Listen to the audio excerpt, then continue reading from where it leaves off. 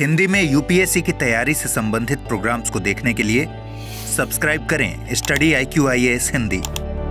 नमस्कार साथियों, मैं कुणाल आप सभी का study IQ-IAS Hindi YouTube channel पे स्वागत करता हूं। आज की हमारी क्लास में हम लोग बात करने वाले हैं भारत में मोटापे संबंधी चिंताओं की। अब इसके पीछे का रीजन क्या है, तो आइए सबसे पहले वो समझते हैं। दरअसल हमारी जो न्यूज है उसका ये कहना है कि PM Modi urges cut in oil intake, 44 crore Indian में be suffering from obesity by 2050। तो सीधे तौर पर प्रधानमंत्री नरेंद्र मोदी ने यह कहा है कि भाई भारत के लोगों को जो ऑयल इनटेक है उसे कम करने की जरूरत है। कितना कम करने की जरूरत है, तो प्रधानमंत्री ने कहा है कि जी आप जो ऑयल इनटेक कर रहे हैं उसमें आपको 10% कटौती करने की जरूरत है। इसके साथ साथ इन्होंने ये भी कहा कि भाई देखो, संभावना इस प्रकार की है कि 44 करोड़ भारतीय जो है वो 2050 तक मोटापे की समस्या से ग्रस्त पाए जा सकते हैं। तो जरूरी है कि इस आंकड़े के सफल होने से पहले हम लोग अपना उपचार लेना शुरू कर दें और सभी चीजों को व्यवस्थित कर लें। अब प्रधानमंत्री नरेंद्र मोदी पहुंच गए थे सिलवासा में पहुंचकर दरअसल ये एक जनसभा को संबोधित कर रहे थे और उस जनसभा के अंदर ही इन्होंने ये सारी बातें रखी और बातें रखते हुए कहा कि भाई एडिबल ऑयल का इस्तेमाल थोड़ा सा कम करने की आवश्यकता वर्तमान में दिख रही है। अब यहां पर यह सोचने वाली बात है कि प्रधानमंत्री ऐसा कह क्यों रहे हैं। क्या प्रधानमंत्री नरेंद्र मोदी की ऑयल कंपनी से कोई दुश्मनी हो गई है? क्या ये ऑयल मार्केट को प्रभावित करना चाहते हैं या इसके पीछे का कोई और रीजन है? तो देखिए, इसके पीछे दरअसल रीजन है अभी हाल ही में आई एक न्यूज। अभी 2-3 दिन पहले एक न्यूज आई थी और ये जो न्यूज थी इसमें यह बताया गया था कि इंडिया में हैव सेकंड लार्जेस्ट ओवरवेट और obese population by 2050, what new study reveals. तो देखिए, दरअसल एक ना स्टडी हुई थी अभी हाल ही में, तो 2 स्टडियां पब्लिश की गई। अभी जो 2 स्टडियां थी, इन दोनों की दोनों स्टडियों को किया गया था पब्लिश द लैंसेट में पब्लिश करने के बाद अब यहाँ पर यह बताया गया कि भारत की मोटापे के संबंध में क्या स्थिति है और भारत के लोग किस प्रकार की चीजों का सामना कर रहे हैं। अब यह ऐसी रिपोर्ट है जिसमें यह बताया गया है कि भाई 2050 तक भारत पूरी दुनिया में दूसरी सबसे अधिक मोटापे वाली आबादी वाला देश रहेगा। हालांकि इस रिपोर्ट में यह भी बताया गया कि वर्तमान में भी भारत की स्थिति पूरी दुनिया के अंदर दूसरे सबसे अधिक मोटापे वाले देश के अंदर ही गिनी जा रही है। और यहाँ पर मामला जो है वो गंभीर इस प्रकार से है कि 2050 तक भारत की मोटी आबादी यानी कि मोटापे वाली आबादी में लगातार वृद्धि होने की संभावना है। अब ऐसी स्थिति में मामला जो है वो थोड़ा सा चिंताजनक हो जा रहा है, क्योंकि मोटापा जो है वो अपने आप में माना जाता है कि ये गंभीर समस्याओं की जड़ है और ऐसी स्थिति में इसको कंट्रोल किया जाना बहुत ही ज्यादा जरूरी है। तो सबसे पहले हम लोग समझते हैं कि जो हाल ही में पब्लिश रिपोर्ट थी उस रिपोर्ट में क्या क्या बातें बताई गई थी और मोटापे का क्या क्या मामला है भारत में, हर एक चीज को हम लोग अच्छे से जानेंगे। तो देखिए, मोटापा दरअसल आजकल भारत में तो बहुत ज्यादा आम हो चुका है। हालांकि प्रधानमंत्री नरेंद्र मोदी ने कुछ समय पहले फिट इंडिया मूवमेंट शुरू किया था, जिसके तहत उन्होंने सब लोगों से कहा है कि भाई फिट रहो, दिनचर्या सुधारो, जीवन सुधारो और फिट रहने के ऊपर ध्यान दो आप लोग। लेकिन हम लोग उन चीज़ों को लागू नहीं करते। क्यों? क्योंकि स्टूडेंट्स को ये लगता है कि भाई पढ़ाई लिखाई में वैसे समय निकल जा रहा है, अब फिट होने पे ध्यान देंगे तो खाएंगे कब और पढ़े कब लेंगे। अब जो लोग वर्किंग प्रोफेशनल्स हैं उन लोगों को ये लगता है कि भाई काम करते करते पूरा दिन वैसे थक जाते हैं, अब एक्सरसाइज करने के लिए, डाइटिंग करने के लिए बाकी और समय निकालें। अब कमा किस ले रहे हैं? कमा भी हम लोग खाने के लिए रहे हैं। तो अल्टीमेटली क्या है कि चीज़ें मैनेज नहीं हो पाती और फिर समस्या इस प्रकार की कि क्रेविंग बहुत हो रही है, जीवन शैली बदल गई है। अब आजकल अब घर में रहेंगे तो भी खाने को मिल जाता है और घर से बाहर रहेंगे तो खाने को मिलता ही मिलता है हर जगह पे।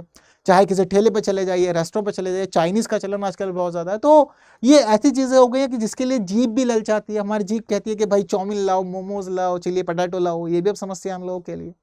तो अब इसी के तहत क्या है कि जो हमारी ये स्टडी पब्लिश हुई है द लैंसेट में, अब इसके तहत क्या क्या चीजें बताई गई है इसको हमें समझना होगा। दरअसल जो द लैंसेट है ये एक मेडिकल जर्नल है, ठीक है। तो इसने स्टडी को पब्लिश किया और स्टडी को पब्लिश करने पर हमें ये पता चला कि 2 खास तरह की बातें इन्होंने कही है और ये दोनों खास तरह की बातें जो है वो कही है इन्होंने 2050 के संबंध में, ठीक है। यानी कि 2050 तक की क्या स्थिति होगी वो इन्होंने यहाँ पर बताई है।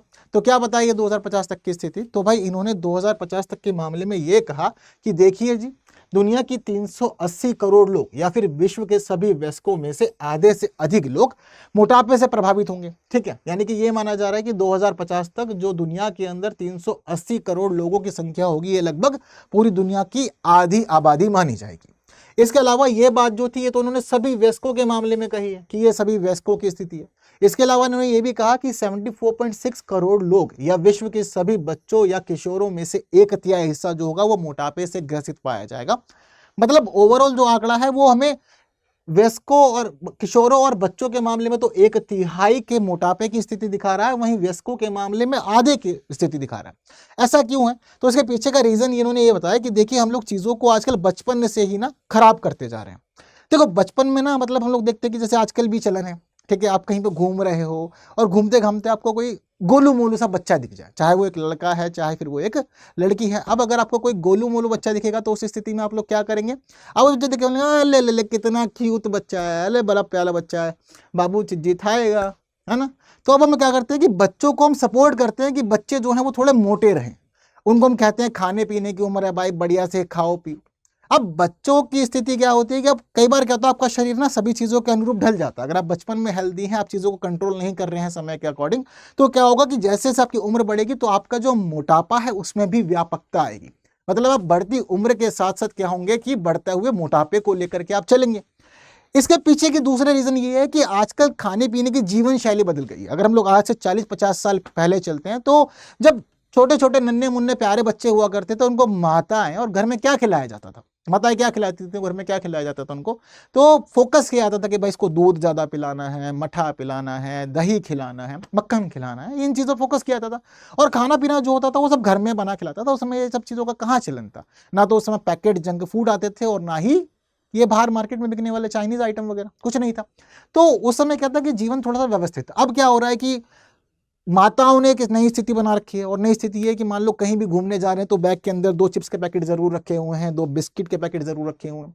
कहीं भी बच्चे ने रोना शुरू किया तो तुरंत तुरंत निकाला, ले बेटा खा। अब ये चीजें हेल्दी नहीं है, ये अनहेल्दी है, तो शरीर में जाने के बाद नेगेटिव इंपैक्ट तो देंगी देंगी, स्वाभाविक है अपने आप में। तो वही स्थिति है जो बता रही है कि भाई जब बचपन में ही आप मोटे हैं और आप ऐसी जीवन शैली अपना रहे हैं तो क्या होगा? उम्र बढ़ेगी तो मोटापे में व्यापकता आएगी। इसलिए कह रहे हैं कि 2050 तक मामला जो है वो काफी गंभीर हो जाएगा मोटापे का। ठीक है, इसके अलावा 2021 की स्थिति को लेकर के इन्होंने 2050 की संभावनाएं बताई हैं। तो उन्होंने 2021 में जो डाटा दिया, मतलब 2021 के अकॉर्डिंग जो डाटा दिया, वो उन्होंने ये कहा है कि 2021 के डाटा के अकॉर्डिंग हमें पता चलता है कि दुनिया में 211 करोड़ लोग जो है वो मोटापे से प्रभावित है, और 211 करोड़ लोगों की संख्या 2050 तक बढ़कर के 380 करोड़ हो जाएगी। इसके अलावा इन्होंने यहाँ पर यह बताया कि जो 211 करोड़ लोग प्रभावित हैं मोटापे से, वो लोग पूरी दुनिया की आबादी का 45% बना रहे हैं। मतलब ओवरऑल आप समझ रहे हैं कि 2021 में भी लगभग आधी से थोड़ी ही तो कम है जो आबादी मोटापे से प्रभावित है। इसके अलावा इन्होंने यहाँ पर यह बताया कि जो कुल संख्या 2021 में मोटापे से प्रभावित मानी जा रही है, उसमें 8 देश ऐसे हैं जो लीड कर रहे हैं, और सबसे अधिक मोटापे वाली आबादी उन्हीं देशों में पाई जा रही है। कौन कौन से? तो सबसे अधिक मोटापे वाली आबादी तो चाइना में पाई जा रही है, जहां पर 40.2 करोड़ लोग मोटापे से प्रभावित हैं। दूसरे स्थान पे है भारत, जहां पर 18 करोड़ लोग मोटापे से प्रभावित हैं। फिर बाद में है संयुक्त राज्य अमेरिका, जहां पर 17.2 करोड़ लोग मोटापे से प्रभावित हैं। इसके बाद है ब्राजील, जहां पर 8.8 करोड़ लोग मोटापे से प्रभावित हैं। रशिया के अंदर 7.1 करोड़ लोग मोटापे से प्रभावित हैं। मैक्सिको में 5.8 करोड़ लोग मोटापे से प्रभावित हैं, और इंडोनेशिया के अंदर 5.2 करोड़, मिस्र में 4.1 करोड़ लोग मोटापे से प्रभावित हैं। अब ऐसी स्थिति में यह समझिए कि 211 करोड़ लोग जो मोटापे से प्रभावित हैं, उस पूरे की पूरी संख्या का आधा तो हमें 8 देशों में ही मिल जा रहा है, और जो 8 देश हमें पता चल रहा है उसमें दूसरा स्थान तो भारत का है, और भारत के अंदर 18 करोड़ लोग जो है वो लीड कर रहे हैं। हालांकि पॉपुलेशन के मामले में हम लोगों ने बहुत अच्छी लीड ले ली और चाइना को पछाड़ दे दी है। क्या हम लोग मोटापे के मामले में भी चाइना को पछाड़ दे पाएंगे या नहीं दे पाएंगे? तो देखिए ये मामला भी ना इस रिपोर्ट में बताया गया, और ये कहा जा रहा है कि 2050 तक की जो हमारी संभावनाएं है ना, उन संभावनाओं के मामले में आप ये समझ लीजिए कि 2050 में जब मोटापे की बात होगी तो भारत कई लिस्ट में ना टॉप करेगा, और कई मानकों के मामले में टॉप करेगा। हालांकि आज भी भारत बहुत ज़्यादा पीछे नहीं है, और वर्तमान में जो डाटा है वो कहता है कि 2021 की सूचियों में भी भारत ने कई मानकों के अंदर टॉप किया है। 2050 में जाकर के भी हम लोग ऐसा ही कुछ टॉप कर सकते हैं, ये स्थिति है। तो गंभीर है समस्या, जिसको अभी फिलहाल समझना जानना हम लोगों को होगा। अब हम लोग नहीं समझ पाते कई बार कि मोटा कौन है। कई बार हम लोग ना मोटापे को ना क्यूटनेस से काउंट करने लग जाते हैं कि अच्छा ठीक है तुम मोटे हो तो तुम मोटा मत मानो अपने आप को, तुम चब्बी हो, तुम क्यूट हो। अब कई बार क्या होता है कि लोगों को खुद से भी महसूस नहीं होता। स्वाभाविक बताऊं तो लोगों को ना खुद में महसूस नहीं होता कि वो एक्चुअल में मोटे हो रहे हैं या नहीं हो रहे हैं, क्योंकि जनरली क्या होता है कि हम लोग शीशा रोज देख रहे होते हैं। अब जब हम लोग शीशा रोज देख रहे होते हैं तो हमें लगता है कि यार ऐसे तो चल ही रहा है मामला। हालांकि थोड़ा कपड़े वपड़े जब हम बदलते हैं, टाइट वगैरह होते हैं, तो थोड़ा सा हमें वहाँ पे फील होता है। लेकिन दूसरे लोग जब हम टोकते हैं, जैसे कि मान लो किसी ने 2 महीने बाद देखा, वो हमें टोकेगा, अरे वजन बढ़ रहा है, थोड़ा सा कंट्रोल करने पे ध्यान दीजिए। ठीक है, जैसे कि चलो मैं आपको रियल लाइफ एग्जांपल दे देता हूँ। कुछ लोग ऐसे हैं जो मुझे रेगुलरली देख रहे हैं यूट्यूब पे, तो उन लोगों को मेरी चीज़ें पता होगी। तो पहले मुझे नहीं चीज़ें नोट हो रही थी कि भाई हाँ एक्चुअल में वेट वगैरह बढ़ रहा, ना ही मैं इस चीज़ पर ज़्यादा फोकस किया करता था। मुझे लगता था कि चलो जो चल रहा है ठीक चल रहा है, क्योंकि परेशानियां कुछ नहीं थी, मतलब नॉर्मल सा ही लगता था सब कुछ। फिर अचानक से मुझे फील हुआ कि यार नहीं, मामला थोड़ा सा ना ज़्यादा गड़बड़ हो रखा है, तो थोड़ा सा फिर इसके ऊपर ध्यान दिया जाए। तो ध्यान देने के बाद फिर मैंने सोचा जब चीज़ों को, तो मैंने लगभग 1.5 महीने के अंदर अपना 14-15 किलो वेट जो था मैंने अपना लॉस किया। अब जब मेरा वेट लॉस हुआ, तो अभी फिलहाल की स्थिति मुझे थोड़ी ठीक लगती है, और फिर बाकी और लोग हैं वो भी कहते हैं कि हाँ अब स्थिति थोड़ी सी बढ़िया बना ली है, अब ठीक चल रहा है, ऐसे ही चलाते रहिए। तो ऐसे हम लोग को चीज़ें पता चलती है। अब चलो मान लो खुद से जानना हो कि हम मोटापे की स्थिति में है या नहीं है, तो उसके लिए हमें क्या करना पड़ेगा। तो इसके लिए जो भारत में हम लोग जो मानक चलाते हैं उसको कहा जाता है BMI, यानी कि बॉडी मास इंडेक्स। अब इंडेक्स का मतलब क्या होता है, तो देखिए बॉडी मास इंडेक्स की कंडीशन में हम लोग क्या करते हैं कि अपनी बॉडी को हाइट की स्क्वायर से हम लोग क्या करते हैं कि उसके अकॉर्डिंग एक अनुपात निकालते हैं, और अनुपात में देखते हैं कि हमारी स्थिति कहाँ बैठ रही है।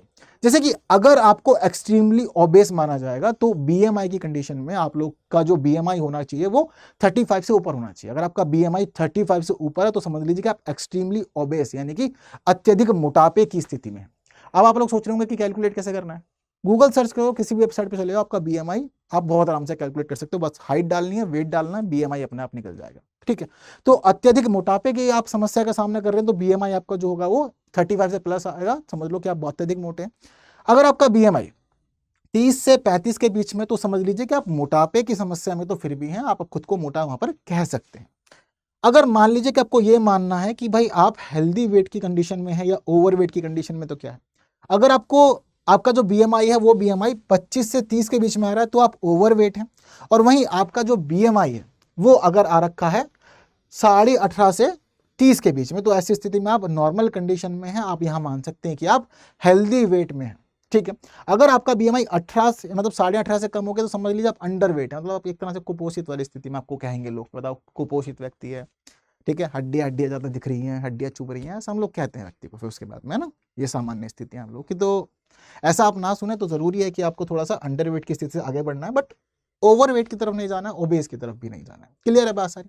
चलिए, अब यहाँ पर एक ट्विस्ट क्या है कि दरअसल क्या होता है कि कई बार ना चीजें अजीब गरीब होती हैं। मतलब मान लीजिए कि आपकी थोड़ी हाइट ऊपर नीचे है, या आपकी बॉडी के अंदर मसल्स अच्छे हैं, तो ऐसी स्थिति में भी आपका जो BMI है ना वो ज्यादा आ सकता है, क्योंकि वेट थोड़ा सा बढ़ जाता है। ऐसा मैं क्यों कह रहा हूं, क्योंकि लैंसेट कमीशन ने ना एक ना रिपोर्ट पब्लिश की थी बीते दिनों। तो जो लैंसेट कमीशन की बीते दिनों एक रिपोर्ट आई थी, उस रिपोर्ट में कहा गया था कि BMI का हम लोग इस्तेमाल करते हैं कि कोई व्यक्ति मोटा है या नहीं, उन चीजों को जांच करने के लिए। दरअसल BMI का सिस्टम गलत है। BMI तो ज्यादा भी हो सकता है, किसी के अगर मसल्स वगैरह अच्छे होंगे तो उसका BMI तो अपने आप बढ़ जाएगा। तो मसल्स अच्छे हैं तो व्यक्ति को हम लोग मोटा तो कह नहीं देंगे।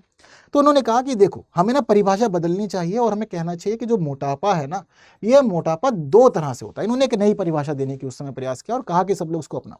इन्होंने कहा कि एक मोटापे की कंडीशन होती है प्री क्लिनिकल और दूसरी होती है क्लिनिकल। इन्होंने कहा कि मान लो कि आपके शरीर में वजन ज्यादा है, आप हो, सबको दिख भी रहा है कि हाँ भाई ये व्यक्ति है हेल्दी, गाल वाल फूले हुए हैं, पेट वेट फूला हुआ है, सब चीजें हैं शरीर में। लेकिन मान लो कि उस व्यक्ति को कोई समस्याएं नहीं है, वो व्यक्ति बिल्कुल ठीक है, सब चीजें जीवन में ओके चल रही है, उसको भाग दौड़ में कोई परेशानी नहीं हो, दिनचर्या अपनी अच्छे से बिता रहा है, थकान महसूस नहीं होती, सांस नहीं फूलती, तो देखो इसको हम लोग कहेंगे कि व्यक्ति जो है वो प्री क्लिनिकल मोटापे की कंडीशन में, मतलब स्वास्थ्य समस्याएं नहीं है लेकिन फिर भी वो ठीक है। दूसरी कंडीशन हम लोग मोटापे की मानेंगे क्लिनिकल, यानी कि व्यक्ति के शरीर का वजन भी बढ़ा हुआ है, इसके साथ साथ उसको बीमारियां भी हैं, थकान भी हो रही है, वो दिनचर्या भी ठीक से नहीं बिता पा रहा और अनेक समस्याएं चल रही हैं उसके जीवन में। तो ये जो हो जाएगा ये क्लिनिकल मोटापा कहलाएगा।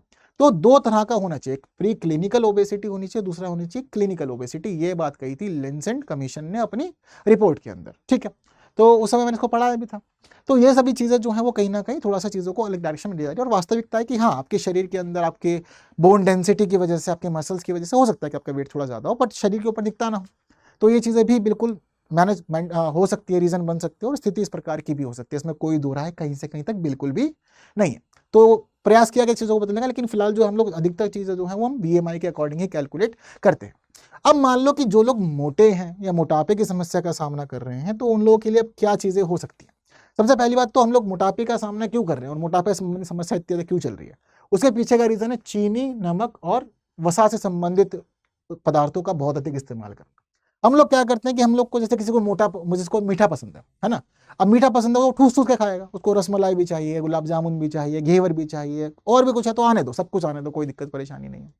ठीक है, अब कोई भी मिठाई हो, देखो मिठाई को बनाने में ऑयल का इस्तेमाल भी होता है, तो देखो ऑयल का मामला यहाँ भी आ जाएगा, ऑयल से बनेगी, या फिर देसी घी वाली मिठाइयाँ बहुत लोगों को पसंद है, तो देखो फैट तो है, वसा वहाँ मिल रही है आपको।